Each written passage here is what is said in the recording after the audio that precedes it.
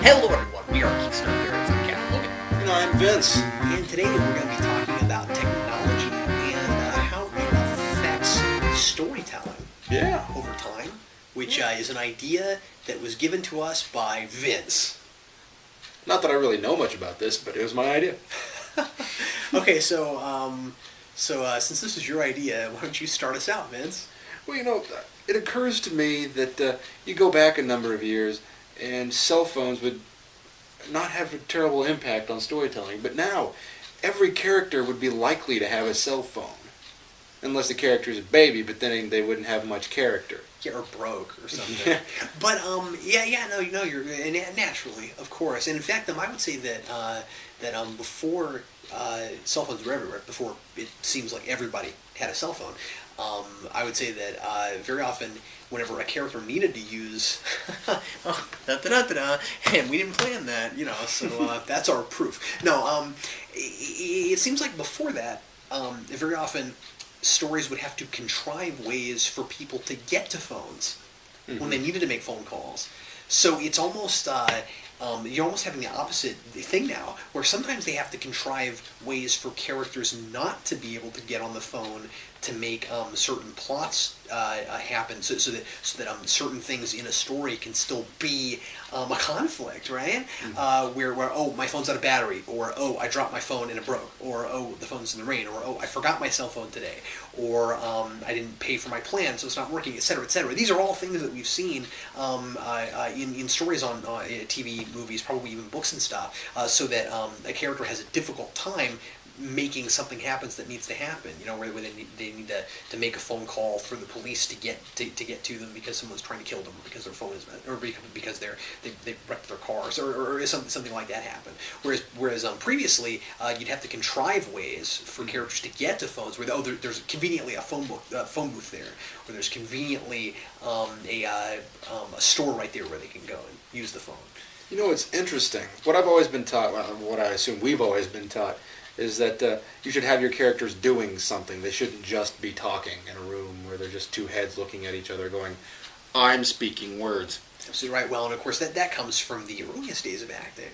That naturally even comes from stage acting. There should always be a third element, something in there that you're doing. So and it keeps it active. And what's interesting about cell phones is that now you can have characters running. You can.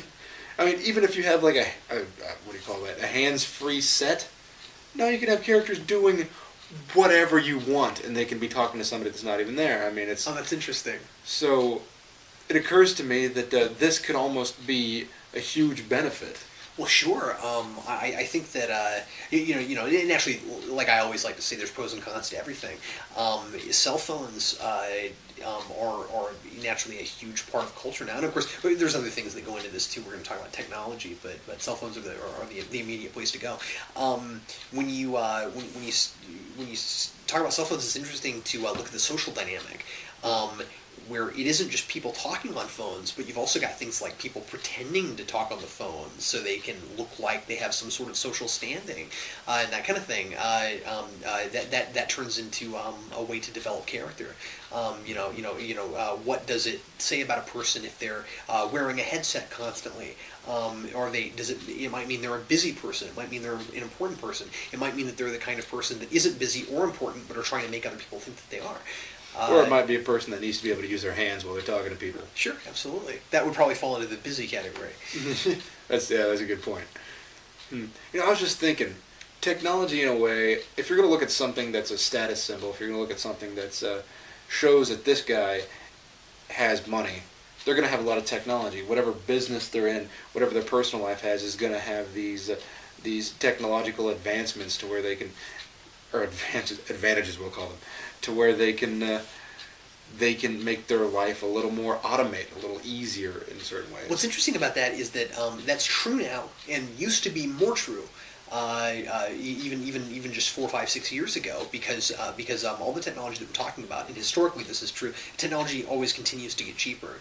So you had people even now today that have iPhones that could not have afforded them when the iPhone first came out. And so certain technologies that used to mean you had a certain stature don't now. And we're not talking over a period of 20, 30 years. We're talking over a period of 3, 4, 5 years. Yeah. It's very interesting. I think that technology is progressing so fast, and we've been saying this for years now. That technology moves so quickly. We keep advancing so fast. We said that with the TV, with radio. We said that with the TV. What's funny though is that it's becoming more and more true. The internet was a huge deal, but then cell phones, and then things like iPhones, where now not only can you talk to people wherever you are, but you can also check your email, and you can do virtually anything you could do on a normal computer. That wasn't true just 4 years ago, Vince. And so what's extremely interesting about it is that it's making, for better or worse, a lot of things outdated really quickly. Mm-hmm. Really quickly. It makes it difficult to it makes it easy immediately, if you know anything, to peg when something is from. I've been going back a little bit and rewatching the early seasons of Smallville because I don't know, I just love Rosenbaum, and those are the seasons I like. So I wanted to go back and rewatch it a little bit. It had been a while, and 2001 doesn't feel that long ago to me, Vince. I mean, I was in high school, and it just doesn't feel that long ago. But man, nobody's got cell phones. People have beepers. They're talking about beepers and things like that. So it's really interesting how dated things immediately get. And then you get all the way up into season 4, and they're still outdated technology. Well, not that the technology is outdated, but that just they don't have things that we have now. So it immediately dates it. It's really interesting. Mm-hmm. Now, I was thinking about low budget film and how much or how difficult it would be to have a character. I mean, to write just a rich guy. I mean, if you have a guy that has a lot of money, you can't write that character, or you can't film it because you can't get your hands on that stuff. I mean, good luck, because it's going to be the immediate new thing that's good. Otherwise, your movie becomes that guy has a droid. Those were last year. Yeah. Well, and that kind of thing has been going on with computers for decades now, right? Mm-hmm. Where, I mean, computers are constantly changing, and again, things are constantly getting cheaper. So, if you watch something that's being made right now, 10 years from now, there's no way that it's going to look the same way that it did then. Their cars aren't flying. This is hilarious. So quaint. It's funny, and it makes me wonder how. And I'm sure every generation has wondered this. How are our children or people of the next generation after us going to perceive the things that we enjoyed when they were new? And I think technology plays hugely into that. And then look at something, Vince, that is about geeky and nerdy things, like computers and tech and stuff. Look at a show like The Big Bang Theory. It's funny this week. It might not be funny next week. Because those shows are talking so much about the current day-to-day stuff.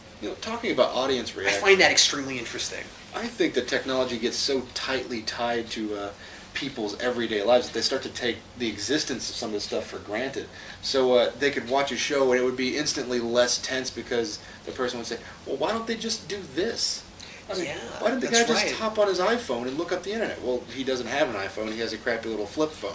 That's extremely interesting. I watched I'm glad you mentioned that, Vince. I watched a movie today that I didn't particularly like, but it was called Comic Book Villains, and it was from 2002, and it was about two rival comic book shops. One was a shop run by a couple who aren't necessarily huge into comics and don't know very much about it. They're just trying to make money, and which maybe isn't the smartest business decision. And the other one was a nerdy guy who was huge into comics and knew everything about them. And anyway, there's a lot of one-upmanship going on in that movie, where you have characters arguing with each other and trying to one-up each other with comic book knowledge. We all do this to a certain degree. Those of us that are fans of things.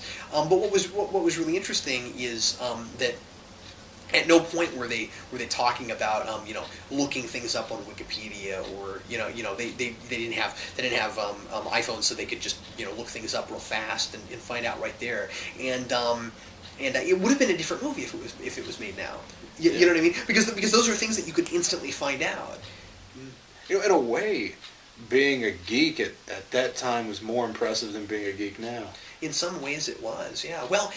Yeah, because I mean, we live in, well, and that was it was certainly starting then. I'm not going to pretend like 2002 was a million years ago. It doesn't, like I said, I feel like yesterday to me. But I'm just saying that we do live in the information age, and it's interesting how, because we have information at our fingertips, because at any point we can easily jump on the internet and find out anything we want to know. I think in some ways people are less knowledgeable on certain things than they used to be, because memorization is not as important as it used to be, because you can just find it right away.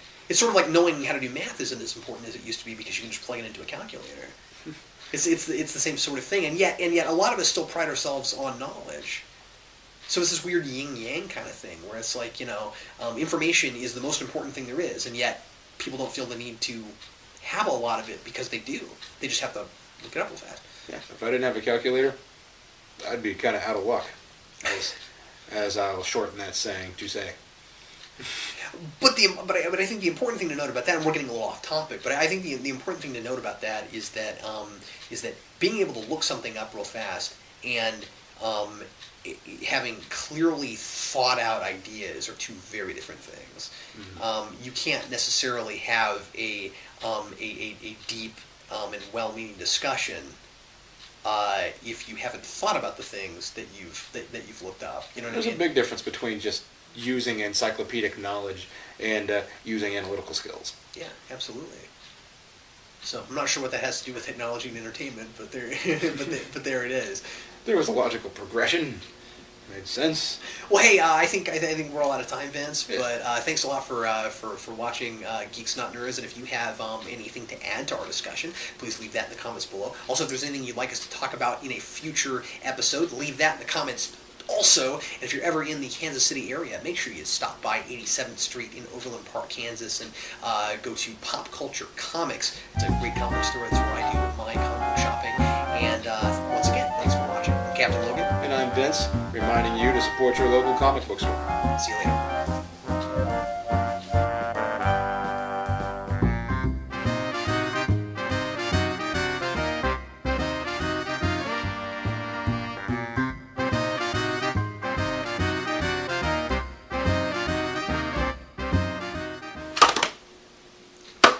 Now I'm going to hit myself again with a 7-Up bottle. Here we go. I said myself. No, I said yourself.